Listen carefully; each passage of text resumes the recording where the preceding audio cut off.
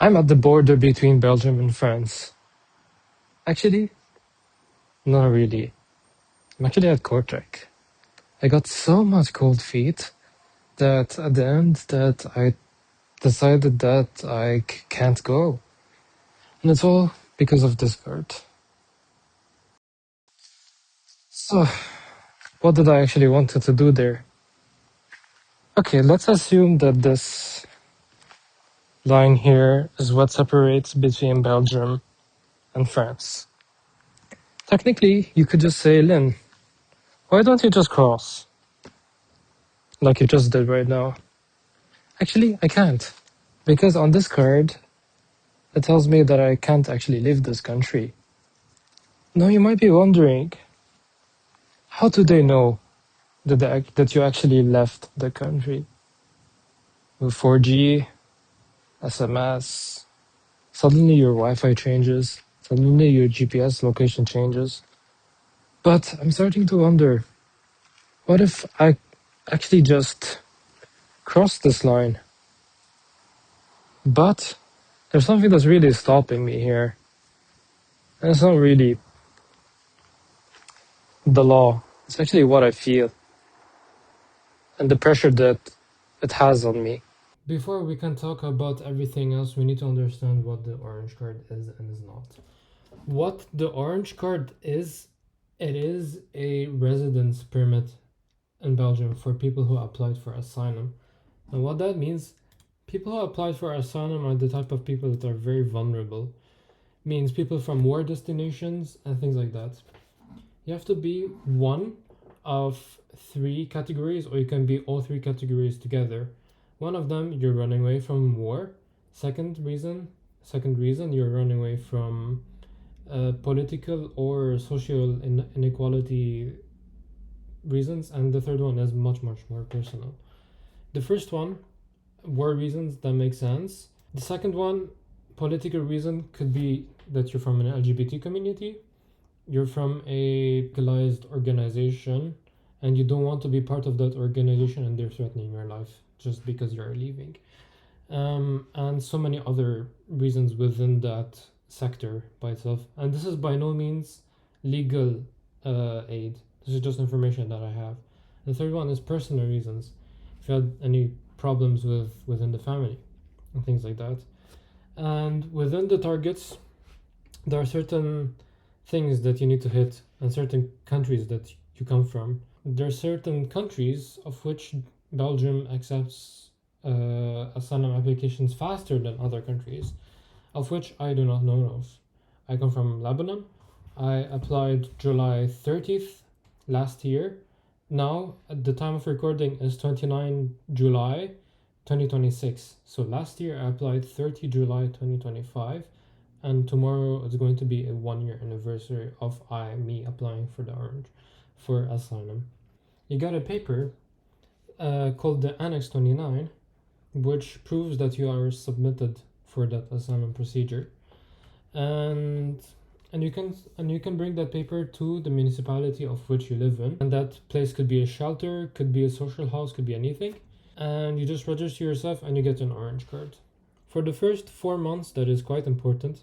First 4 months you cannot work, and then after 4 months you can go to the municipality and change the status so that you can work. Now, we're done to the great part. They say that you can work in any job that you want, but there are a lot of limitations to that. The limitations for people with orange cards is as long as you find a company that knows how to deal with your card. And that's a very important thing to know, because I've been through a lot of interviews with a lot of companies that have no idea on how to deal with this card, and companies that would rather not take you. Now, it's important to note before you jump to conclusions of that I'm uneducated, I'm unexperienced. I'm actually educated. I have a bachelor's degree in computer science after 3 years of learning at the Lebanese American University. Maybe I can show you a bit. Here you go. My point is that even with the things that I have, even with the being able to get the degree that I have, get the knowledge that I have with something that is quite crucial for the industry, such as computer science, I'm not capable of finding a job. And you could just say, Lynn, just go to an employment agency, like this one in the back. Just go in, hand them your CV, and they'll give you a job. But that's actually harder than expected, because with employment agency, they only see you as a number, as a time, as a variable. And if you don't match every variable or every requirement that they have, then you're no match. How do you think there's so many temp agencies anyway if they're not exploiting you, right? Okay, maybe we can already take a look at the jobs I applied to. Since it's 4 months and I submitted my Asylum in July, then it starts at July, August, September, October, and then end of October, so beginning of November. My ability to start working starts at November. So I started applying for jobs since November 2025. That's a lot. And only recently did I get a job. So I've been applying since November 2025 to now, and only recently did I get a job, and that's also a part-time job that's temporary. I applied for exactly 274 jobs, and of them 207 were rejected, 42 were ghosted, and 22 were withdrawn by me. Now, the kind of jobs that I apply to, I did go to temp agencies, by the way, which is why I have experience with that. I went to a lot of temp agencies, of which I will not name. The names on the videos, I did not go to them. So the things that I said are allegedly. Please don't sue me. Anyway, now that we're done with that segment, I can talk as much as I want. The temp agencies that I applied to, you send your CV, right? You send your CV online. You curate your CV, you send your CV, you go in person. Wait, before you go to person, you get a call, and then you answer everything on call. Hey, can you work? Yeah, I can work. Can you do this? Do you have experience in this? Yeah, I do. Can you speak the language? Yeah, I do. Can you tell me about the experience you had? Yeah, I had this experience that it applies very perfectly, and then I see myself in this position because blah blah blah blah blah blah. Washing dishes. You go there. You market yourself. You market yourself to your fullest, and then you get ghosted. And you're like, why did I get ghosted? I was giving the answers that I want, and I really need the job so I can live, right? But that's the thing with temp agencies. You go there willingly by your own demission, which, by the way, you can't walk in. You can never walk in to get a job. That methodology is long gone. If you try to walk into a temp agency, give them your CV, they look at you weirdly. They look at you and go like, "What the fuck are you doing?" Don't do that. And if you go to companies that hire part-time, they usually hire through temp agencies, like H&M, allegedly. H&M allegedly hires their part-time workers through a temp agency. Now, I don't know that temp agency, but you have to submit your CV through them before the HR and H&M decide to look at your CV. And then, do you have a chance to get a job at H&M? Now, the process is really, really long. Sometimes there are 6 interviews to get a job. 6. The job market is extremely fucked. 6 interviews to get a job. No kidding. I had to go through 6 interviews, and by the end of those 6 interviews, I was rejected. I had to go through 6 interviews, and by those end of 6 interviews, I got rejected because of my orange card. Just because this card has only temporary rights of me staying in Belgium.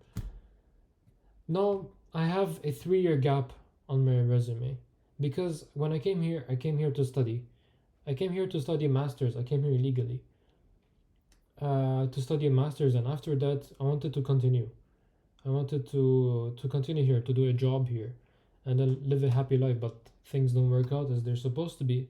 And true fact, actually, and the number of unemployment in Belgium as of 2025 is for especially for non-EU immigrants is 58.5%, and that is an extremely high number.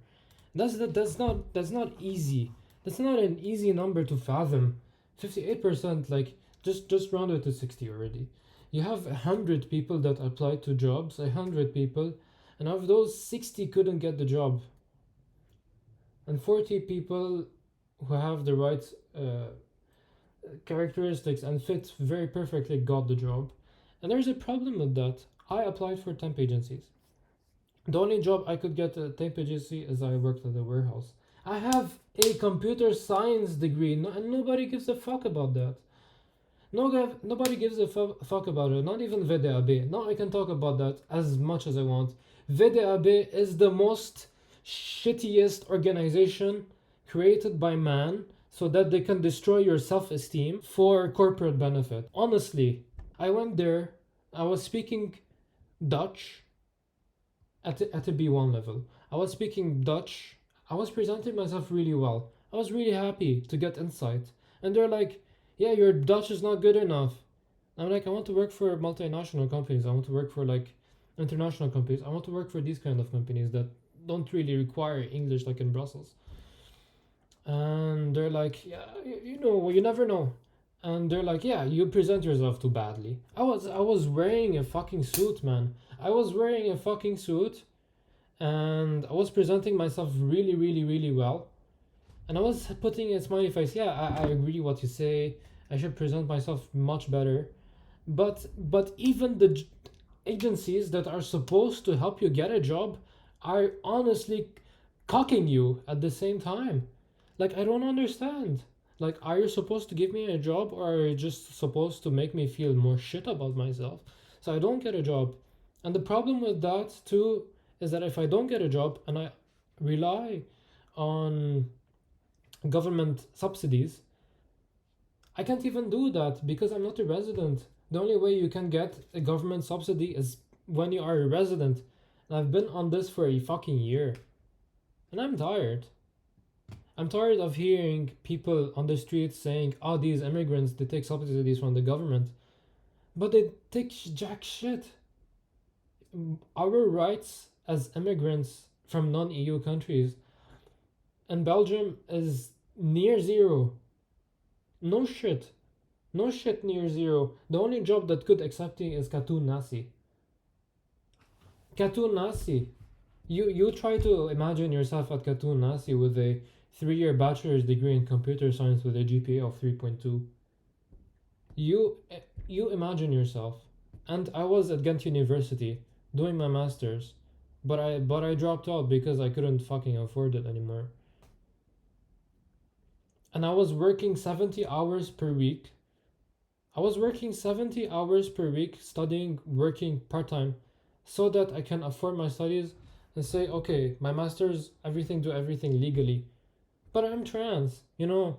I suddenly realized I'm trans, and my CPTSD and my fucking BPD and things like that started crashing down on me while I was learning, and suddenly I needed to learn Dutch, the social system, how to organize myself, because I had the fucked childhood. And people don't see that. Like, even the people from the university that are supposed to help you are like, yeah, your English is not great.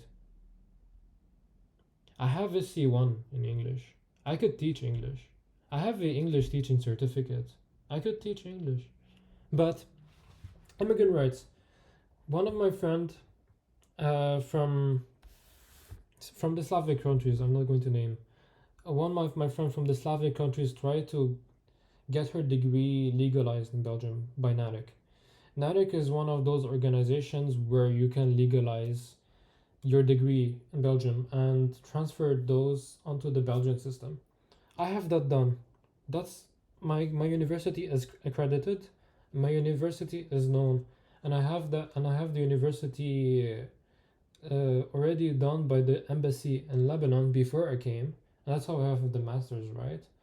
So I gave them the legalized version by the embassy, and that they said, okay, this is great.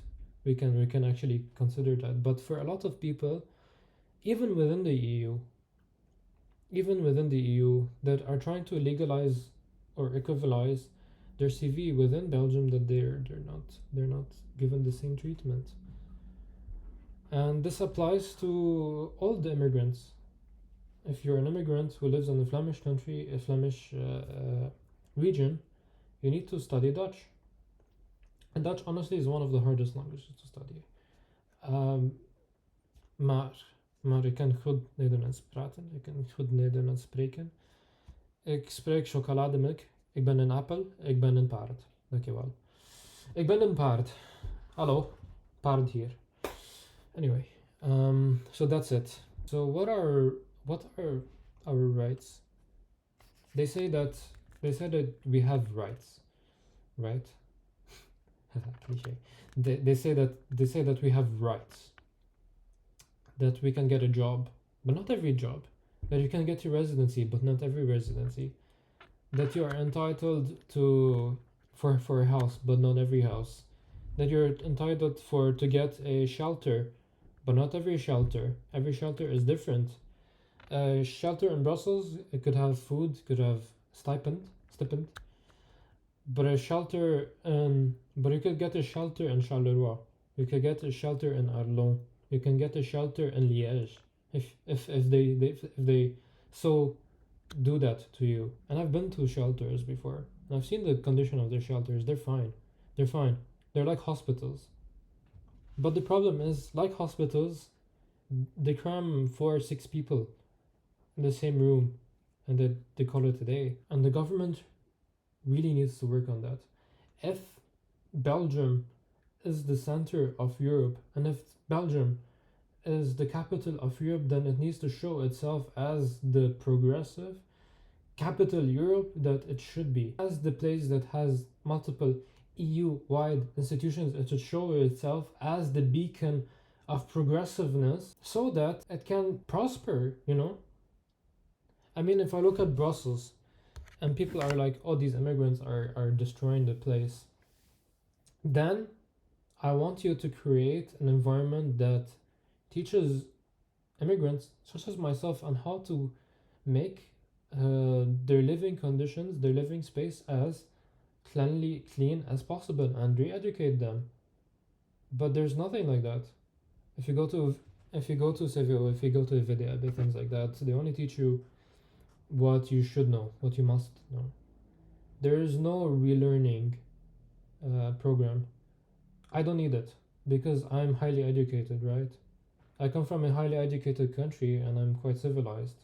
At least I would like to think that I'm civilized, right? I'm a trans woman. I lived here for 3 years and I lived here quite well. And I treat my neighbors perfectly, and I have a lot of Belgian friends. And yeah, I just hope that one day that they would shed light on the immigrant and on the asylum people. If you go to FEDACIL, Office des étrangers, is in France.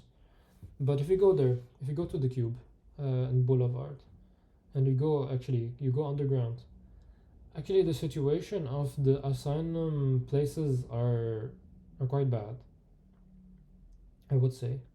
And then you're going to say, okay, it's supposed to be like that, therefore asylum people, it's not supposed to be posh. Okay, then why does it look like a prison cell? Then why does it look beat down? Then why does it look like we're not welcome there? A security guy, while I was there, a security guy put me in the male zone. A security guy saw me dressed super femininely and decided to put me in the male area. Male area with people from radical Arab countries that I grew up with. People who are quite patriarchal, right? You can't do that. You can't do that. I'm trans. They look at someone that's like, okay, this is very feminine presenting, but you put them in a male space? What's that supposed to tell you? That we don't give jack shit about your rights? We don't give jack shits about your preferences? Now you can just say, okay, gender at birth, right? This is my gender at birth. Okay, I could agree with that. I just put my hair up, flex my muscles a bit, and that's fine. I take off my bra. I'm a man now. So what? Let's use my lower voice. The voice that I grew up with, right? But still, people are going to look at you like, hey, your eyebrows are thin, your face looks feminine, and like you have feminine features. What are you doing here? And people start to harass you, and people will start to want to be with you actively. So I don't know if someone from the government will look at this. Please proactively work on it. A lot of people who come to here needs to have a very fluent local language. You have to have a very fluent Dutch language. Sometimes they require Dutch and French. Sometimes they require Dutch, French, and German. Sometimes they require Dutch, French, German, English, and sometimes an extra language like Polish. So you need to be fluent in 5 languages just to prove your worth as an immigrant. Who are you up against? You're up against God.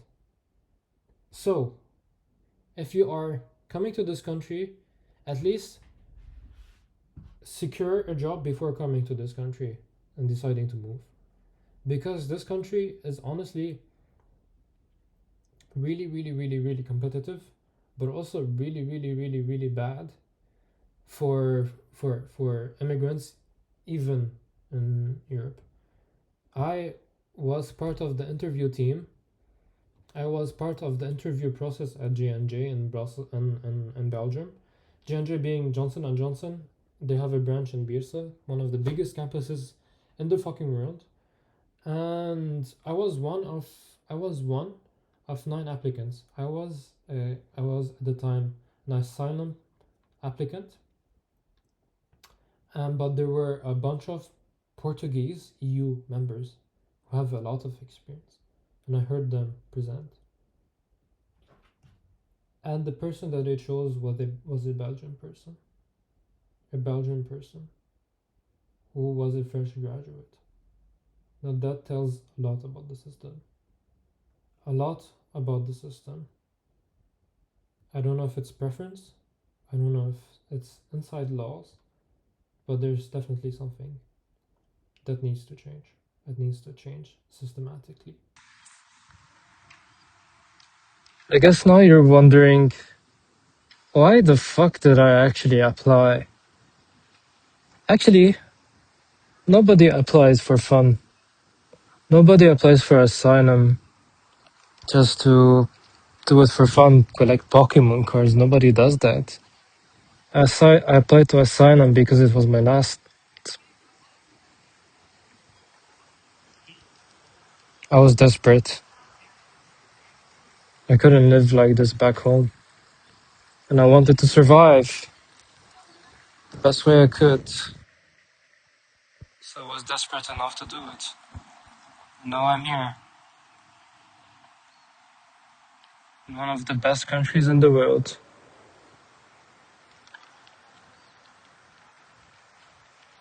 And I can't find a job. Ever.